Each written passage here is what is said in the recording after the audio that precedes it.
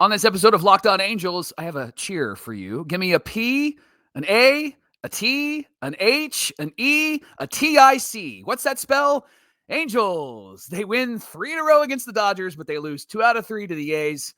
But we all kind of expected it, right? Because we've been Angels fans for a really long time. We've got our takeaways from this weekend, and we're going to share them with you today. It's time to get locked on with Mike and John, and this is Locked On Angels.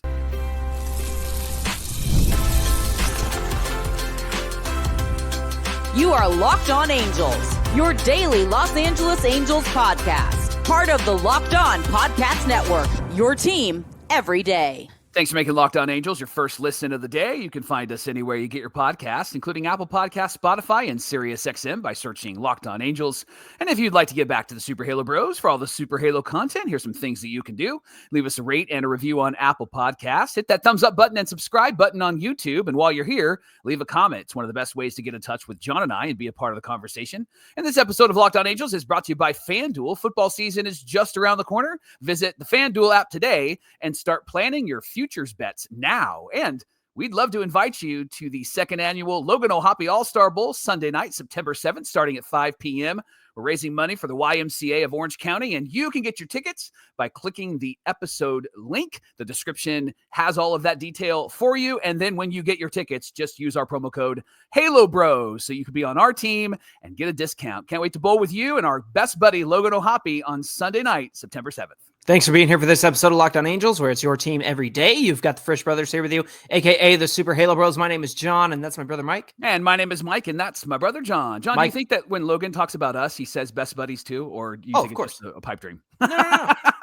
No, I know. He does. Okay, listen, we've been fans of this team for years. It's our 4th season here, talking Angels baseball with you Monday through Friday, every single weekday. Unfortunately, our knowledge from being fans of this team for years and years and years, our whole lives, led us to believe that this weekend was going to go the way that it pretty much did, Mike. In fact, We're going to give you our takeaways and everything you need to know about this weekend series up in Sacramento against the A's. Mike, let's take it to Friday's game, which was a loss 10-3 to the Athletics. Yeah, first takeaway is Kikuchi had more traffic on the bases than the 101 freeway during rush hour in LA because, my goodness, this guy, 5 hits, 3 walks through 3 innings for Kikuchi in this game, through 80 pitches through 3 innings. And one major reason, John, is the A's, they fouled off almost every single pitch he threw. In fact, they had 35 foul balls against Kikuchi on Friday. He's allowed the second most foul balls in baseball this year. So here's what that means. It means he's not getting the snap or the break on his off-speed stuff. A lot of it is flat. A lot of it is over the middle of the plate, but not necessarily hittable, meaning that they're going to straighten it out, but they're making contact, and it's making the pitch count grow. John, he didn't use his fastball as often as his breaking stuff, and it felt like the A's were picking up on that because they looked really comfortable at the plate. In fact, the A's fouled off 37% of Kikuchi's pitches, which is more than double the major league average of 18. Good grief. Wild. And so that's why he had a lot of pitches through the first few innings. And then add to that, he had a leadoff hitter in each of the first 3 innings that they reached on a homer, a single, and a walk. And then Kikuchi gave up 2 home runs in the first 3 innings, one to Langoliers, and then a 3-run shot to Colby Thomas. And that put the Halos down early. Then 4th inning, Kikuchi breezes 1-2-3, but that'd be it for him, John. Just 4 innings, 5 hits, 4 runs, 3 walks, and 3 Ks through 94 pitches in 4 innings. It was the second shortest outing of the year. The shortest was against the Twins back in April 26th. He went 2 innings in that game.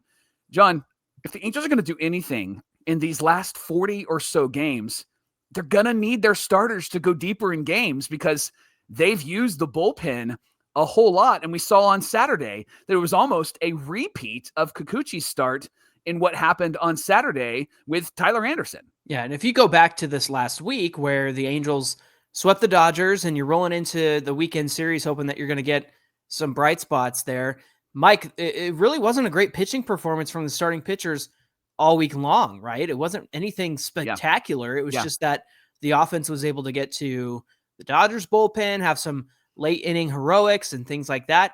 But in this situation, the offense wasn't able to come through, but it wasn't that the starters set them up for success either. And so that's what happened in this one. I don't know why when you throw 98 on your fastball, that you're not just slinging that thing in there and getting swings and misses at the top of the zone. You know, I'm a fan of throwing that fastball at the top of the zone.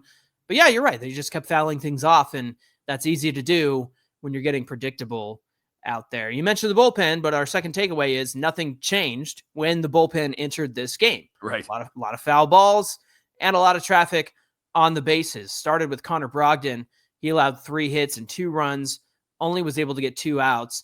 He allowed 10 foul balls and threw 36 pitches in the 5th. Didn't finish the inning on Friday night. Carson Fulmer entered and tried to eat some innings, and that's really all he did. He didn't keep it close because he went 3 1/3, gave up 6 hits and 4 more runs, including an 8th inning blast from Nick Kurtz, who put the hurts on the Angels. And speaking of good defense or good offense, the Angels didn't have good offense in our third takeaway, right, Mike? Yeah, they only had 2 really good innings. Top of the second, Travis d'Arnaud doubled, and Moncada was on base, and that tied the game at that time. And then top 5, Teodosio led off with a walk, and then Neto hits his 20th home run, put the Halos down by 1 at that point. By the way, Neto is now officially in his second consecutive 2020 season. Others to do that in Angels history: Don Baylor, Mike Trout, Shohei Ohtani. But John, the Angels just couldn't capitalize or get anything going outside of those innings, could they? No, most of the innings, the Halos didn't do much. Like in the top of the 4th, they had first 2 hitters reach on singles, and the Angels did what they didn't do against the Dodgers. They had 0 productive outs. They didn't score any runs. Adell popped out to center. d'Arnaud struck out. Christian Moore grounded out. And we all saw over that Dodger series where at least if somebody grounded out, you were getting that runner over to third. Then you'd follow that up with like a sacrifice fly, right? But this pop out nonsense and the striking out and the grounding out just didn't get anything done for the Halos, which leads into our 4th takeaway, doesn't it, Mike? Yeah, this was the letdown that we expected. Listen, I've been an Angel fan since I was a kid. I remember watching them at 4, 5 years old. That's 1984, 1985. I remember 1986. I remember those years vaguely. I remember more of the 90s because I was a high school kid and watched a lot during that time. John, you have been watching with me as my little brother, but you started really paying attention early 2000s and through the early 2000s. And that, because that was your high school years. And there were some fun teams in those early 2000s, but the 90s teams were teams that just weren't good enough. And a lot of those teams were really, really bad. It feels like we're back to those 90s teams right now with the teams of the last 11 years. And knowing that they just swept the Dodgers, I think everybody who was an everydayer had this like fear of entering this series with the A's because we've got all of this momentum and all of this excitement. And then that Friday night game, it came, and we were like, what is happening? In fact, Zach Neto said there's no excuse for today. We came out flat. But at the end of the day, we've got tomorrow, and we've got a chance to win the series still. I'm just wondering, like, how do you come out flat? Like, what is happening between what happened on Wednesday night to Friday night? Like, to me, John, I get it's the players. I get that they have to perform. I am not removing blame from them. But doesn't that feel like a coaching issue that your players are flat-footed, your players aren't ready to go, your players have terrible approaches? That just feels like the coaches were not prepping this team appropriately. Again, I get it, and I can hear the comments already. Mike, it's on the players, and I get it. But it just feels like the coaches didn't prep them. It feels like the culture is kind of this casual culture that we've talked about before on this show. How do you come out flat, not hyped, not excited, not thrilled? How do you come out and lay an egg like this against the A's? Right. I think if you're going to bring up the coaching, then I think you need to bring up the prep that goes into facing a team like the A's. Because, number one, this is not quite the same team it was when you face them and beat them 6, 7 times in a row, right? Because they won all of those games earlier this year.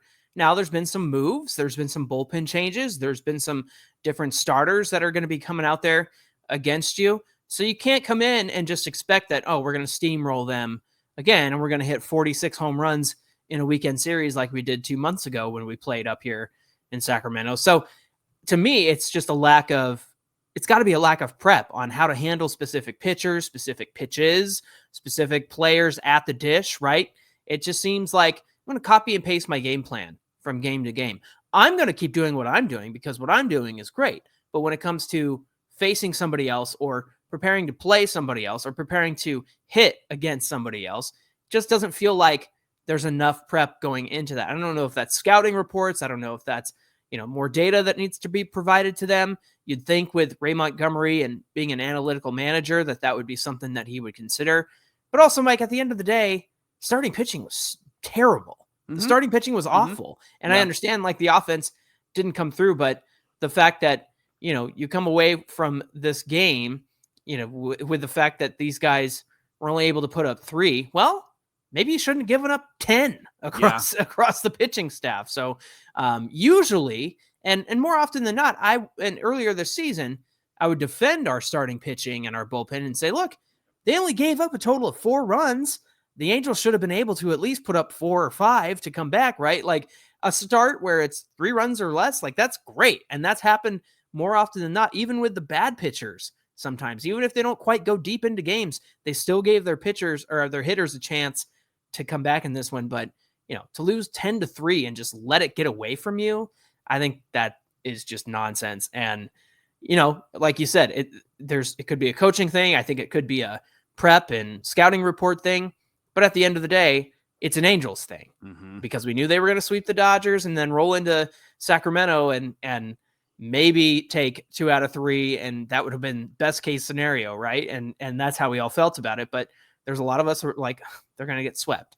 And I wasn't part of that crowd because I thought, hey, they swept the A's twice this year, 3-4 games in a row, both of those series. But of course, they win 1 out of 3 and that's just not good enough with the way that they were playing earlier in the week. Thanks for making Locked On Angels your first listen of the day. Coming up Saturday, how about you just hit Command V, Command C, Command V. If you're on Windows, Control C, Control V, because it was copy and paste. And we're going to tell you everything you need to know about Saturday's game coming right up. Everydayers, if you haven't checked out PrizePicks, you need to do that. It's the daily fantasy platform that lets you turn your football predictions into real rewards. Preseason, obviously, is here. John and I are 49er fans. They got a preseason victory. I know it means nothing, but a Jake Moody field goal is always a good thing because that guy was terrible last year. Now, trying to build up. I get it. He's still on the team. He's still on the team.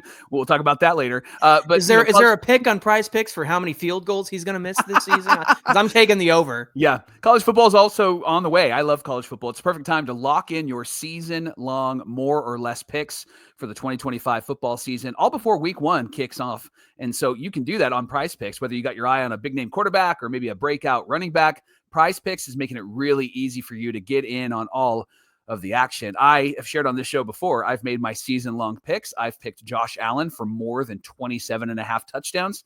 I feel like that's a solid shot. It's kind of a no-brainer. You can actually do the same. Maybe there's a running back that you like, or maybe there's a defense that you like. You can pick all of that right now, including perhaps you want to go as far as to say who's going to be the MVP. You can do it all in PrizePicks, more or less what the votes will be. I love this app. And you can check out their flex pay option. It's a total game changer. When you miss your picks, you can still double your money. Check out PrizePicks. They'll explain all of it. Download the app today. Use our promo code LOCKEDONMLB. You're going to get $50 in lineups after you play your first $5 lineup. Again, promo code LOCKEDONMLB to get $50 in lineups after you play your first $5 lineup. PrizePicks, run your game. Jake Moody puts me in a moody. Thanks for making Locked On Angels your first listen of the day, part of the Locked On Podcast Network, where it's your team every day. Let's take it to Saturday, where I alluded to it earlier. Felt like a whole copy and paste of Friday night's game, where Kikuchi from the night before copied and pasted his performance onto Tyler Anderson. That's our first takeaway from Saturday's game. Lots of pitches, lots of foul balls, and lots of walks. In fact, Anderson walked the leadoff guy in the bottom of the first, and that cost him. 2 batters later, he gave up a 3-run home run to Colby Thomas. Anderson walked the leadoff hitter again in the bottom of the second and the bottom of the third. So in case you're keeping score at home, 3 consecutive innings started with a walk from Tyler Anderson. In the third, he walked 3. And now, that, to be fair, there were a couple of missed calls by Lance Barksdale.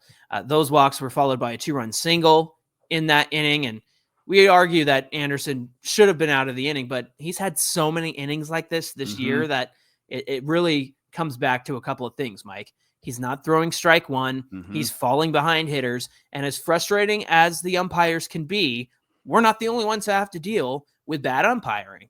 And in this case, Anderson hurt himself in this game. The 4th inning was the first time he had a 1-2-3 inning, and he was out by the start of the 5th inning, down 4-1. He gave up 4 earned runs, 5 walks, and he had 85 pitches. Here's what he had to say after the game. He said, "I had a hard time repeating my delivery, and this was the second game in a row where the bullpen would need to get 15 outs."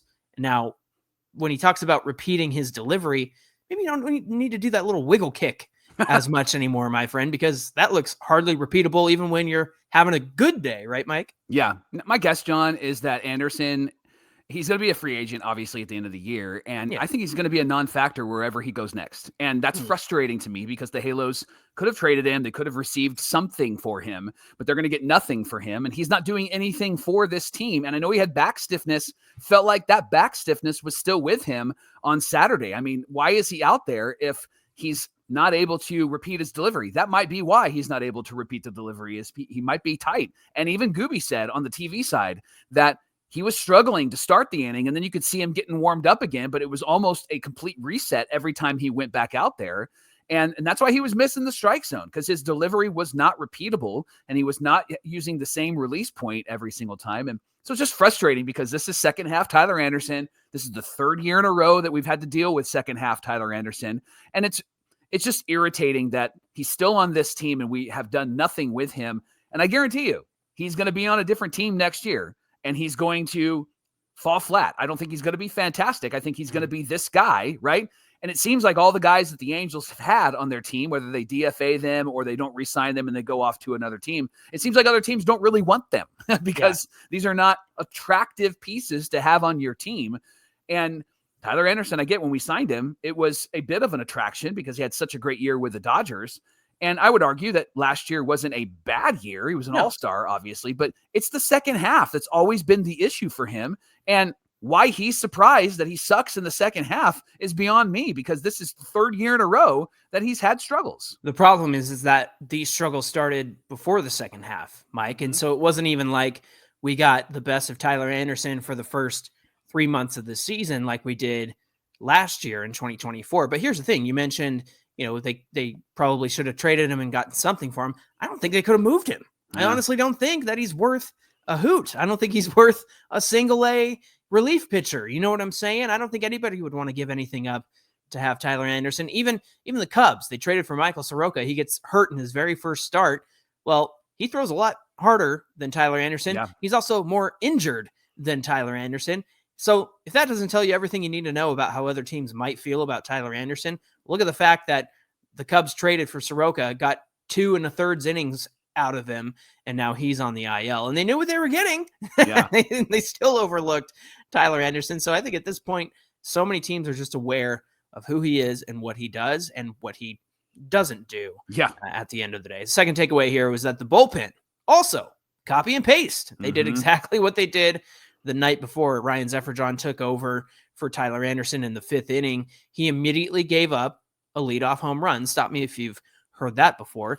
He walked the next batter. He ended up getting out of the inning, and he ended up going 2 innings, gave up a run on 2 hits. He struck out 3. Luis Garcia followed, went a full inning. Then Connor Brogdon entered in the 8th, going back-to-back nights, and he gave up 2 runs after walking the leadoff hitter and another hitter. Both of those walks came around to score. By the way, Connor Brogdon DFA'd off the roster on Sunday. Before I get to that point, Andrew Chafin entered for Brogdon, got the final out of the 8th inning. But Connor Brogdon, they called up Jose Fermin to take his place on the 26th man, but Brogdon DFA'd off the 40-man. Chance he doesn't end up back in the organization. I'm surprised by that. Are you? I'm very surprised, but here's why I'm surprised. Because they're playing Moncada and Rengifo over Christian Moore. And all of the conversation with Ray Montgomery is he's going to be here for a long time. And so he's going to have his opportunities. And we want to play these veterans and get them at bats and have them help us.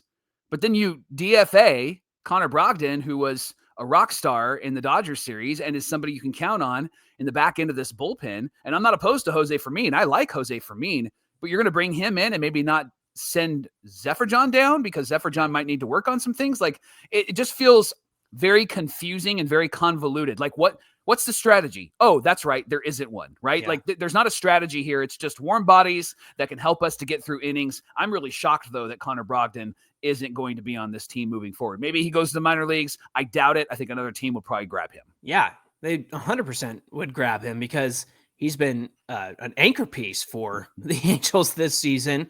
I understand that he went back-to-back nights, and so he probably wasn't going to throw on Sunday. But again, you have the option of moving guys around. So I'm just really shocked that it was Connor Brogdon who was let go from the team. Maybe he clears waivers.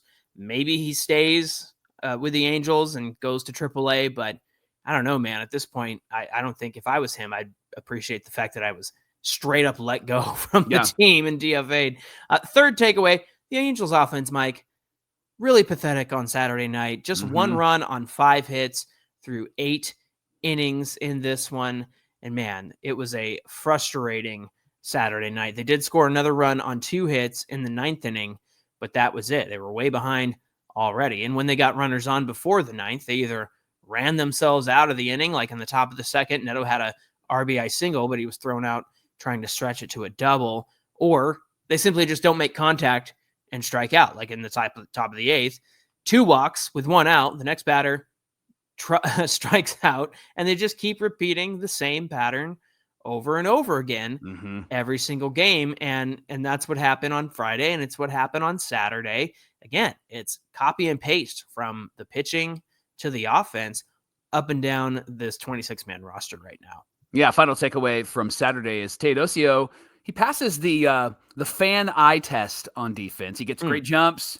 He's where he needs to be when he needs to be there. I think he makes the defense better. Joe Adell's back in right field. Campero, I know he's hurt, but he's not out there, and he really struggled in the outfield. But we're going to do a deeper dive on Bryce Teodosio tomorrow on Locked On Angels. Jeff Fletcher had a great article about him, and it talks about what he's brought to this defense, but it also talks about how Ward and Adell have had to adjust to him because Teodosio has been where he needs to be, but he's also been where he doesn't need to be. And so we'll talk a bit more about him on tomorrow's show. But that's the final takeaway, John. It was just a back-to-back pathetic games by the Angels. And luckily, the Sunday game was much, much better. And we're going to talk about that in our third segment. Yeah, it's just talk about, deflating, like letting the air out of the tires, man, especially coming off that big series. Now, look, the Padres, they were swept by the Dodgers. So, we did their dirty work for them during the week and got them into first place. But then they blow it, and now they're 2 games back. So it wasn't a great weekend for Padres fans either. But that's the thing, Mike, is these are the games that you have to win.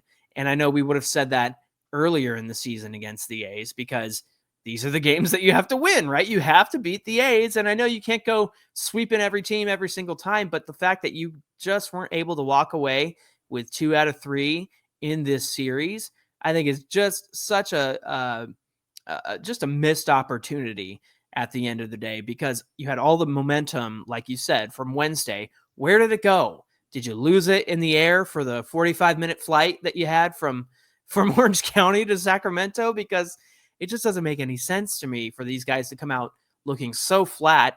And so maybe that's it. Maybe they were exhausted from that Dodgers series of trying to come back and win things and, using every bit of strength that they had to get through it and try to beat this juggernaut of a team. But yeah, it really was a World Series hangover, wasn't it, for the Angels this past weekend? Everydayers, August 26th is officially FanDuel Futures Day. It's a brand new holiday they created for football fans who live for bold predictions and preseason hunches. For 24 hours, FanDuel is giving you deals on NFL season predictions. So whether you're calling your MVP or you're eyeing a long shot for the division, or maybe you want to crown your Super Bowl champ in week 1 before it even kicks off, this is your moment. Visit FanDuel right now on the app today and start planning your futures bets, because Futures Day is one day and one day only, and you can win big because you're a smart fan. FanDuel, play your game. Sunday was a bit of a different story. The Angels won 11-5, their ninth extra innings win of the season. Boy, that's a narrative difference from years past, isn't it, Mike? The fact that they're actually winning games in extra innings. Every time over the last, 4 years that they went to extra innings, it was like, oh no, this is not going to turn out great. But it was a very different story on Sunday. The first takeaway here was that the Angels got their first lead of the weekend thanks to Joe Adell. That Joe Adell stock just keeps rising and rising.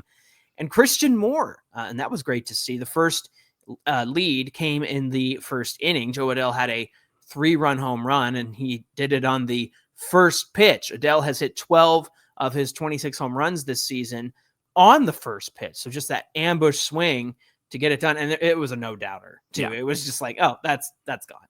And then they got their second lead in the top of the fifth. Christian Moore hit a 2-run single, and it was the lead that they would hold until the bottom of the sixth inning. Right, Mike? Yeah. Second takeaway is Adell and Moore gave the Angels their second lead of the weekend. It came to the top of the 10th after a walk to Mike Trout and Taylor Ward.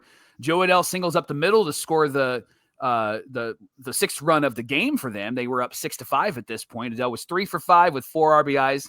Then O'Hoppe has a sacrifice bunt, moving the runners over. Yeah, how about that? I like that move. I actually thought that was a great move. And they were questioning it on the TV side. They're like, I wonder when the last time he bunted. I'm like, that was a good move. He was 0 for 4, so he's like, you know what? I'm just going to put down a bunt. And he did it successfully. That was great. Instead of hitting into a double play or striking out, I'd rather have a productive out. Then Christian Moore hits a ball to shortstop, and they throw home. Taylor Ward's coming home. Taylor Ward beats it, and they score another run. Moore's the most hustle RBI he showed all weekend, right? Yeah, his third RBI by Christian Moore of the game, and so that was a piece of that top of the 10th. But John, third takeaway is the Angels score 6 runs and bat around in the top of the 10th after Moore knocked in that run. Rengifo comes up and hits a 2-run triple, and I don't want to skip over. No. I know he hit a triple. I know what you're going to say, though. I don't want to skip over the fact that Christian Moore read that ball perfectly.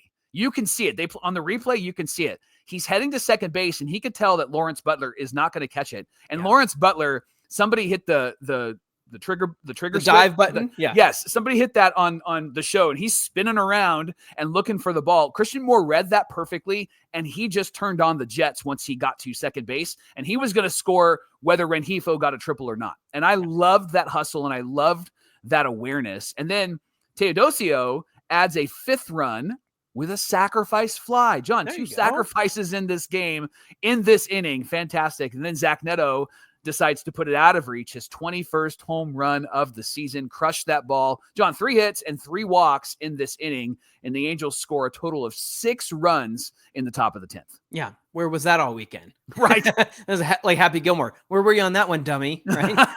I did have a good laugh, Mike, because of Neto's South Park bat that he used on Friday, the Professor Chaos. Yep. And then he used 2 different bats on Saturday and Sunday, and he was 0 for 4 when he came up and hit this home run. And he switched back to the Professor Chaos bat and hit the home run. So I was like, hey, bro, stick with that bat, because that's the one. Why'd you change? I know this isn't slow pitch softball. Quit changing bats. Stick to the one that works, right?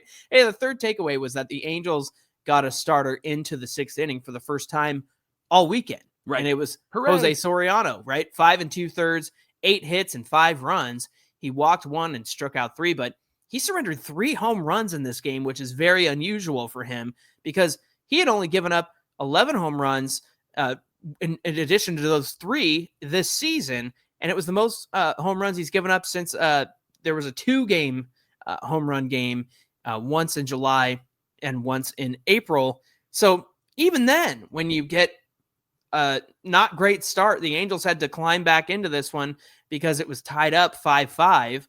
And you get out to a good start with Joe Adell hitting the 3-run home run, a Christian Moore adding on, and then Soriano just gives it right back. So even then, Mike, it wasn't a good start. And so again, all week long, the Angels have just not got great starting pitching.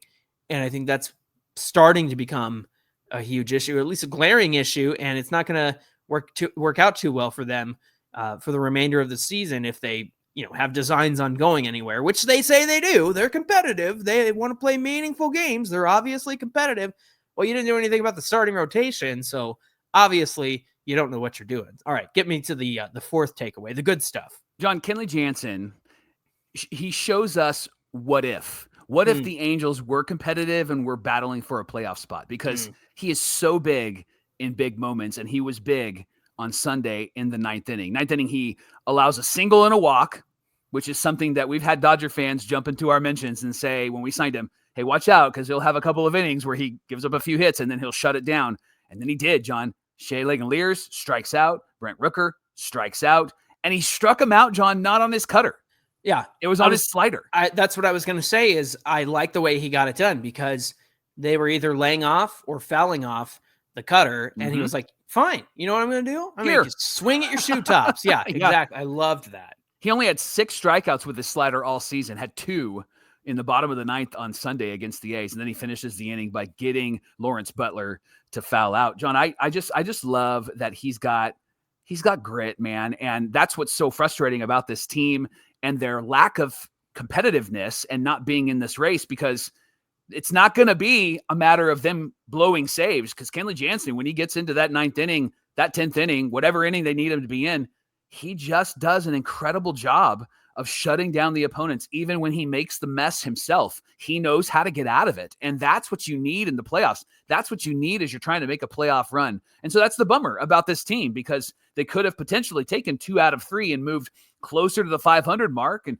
maybe continued the talk of being able to get to the playoffs and sniff that third wild card spot. But they've flushed that away a few times, and I felt like this weekend was the final flush of their opportunity to get anywhere near that third playoff spot. Final flush. Trademark the final flush here on Locked On Angels, courtesy of the Super Halo Bros. Final flush right there for your final takeaway of this weekend series. Hey, thanks for making Locked On Angels your first listen of the day. Make sure you're subscribed to Locked On Angels on YouTube so you don't miss all of this great Halo content, including the best postcast in the biz with Gavin Carlson, live after every game right here on the Locked On Podcast Network, where it's your team every day. Hey, be sure you give us a follow on Twitter at Locked On Angels and at Super Halo Bros on Twitter and Instagram. Whether you're watching or listening, wherever you're watching, come on over to today's show on YouTube and get in the comments section. We'd love to hear from you. And we always do. We read everything, and we just got to do our best to respond. And every now and then we get to all the comments, and then sometimes we'll get to some of the comments, but we do read everything. We always appreciate your thoughts. Mike, what do we have on deck for Tuesday's show? Well, I teased it already, but Bryce Teodosio is helping this defense be better.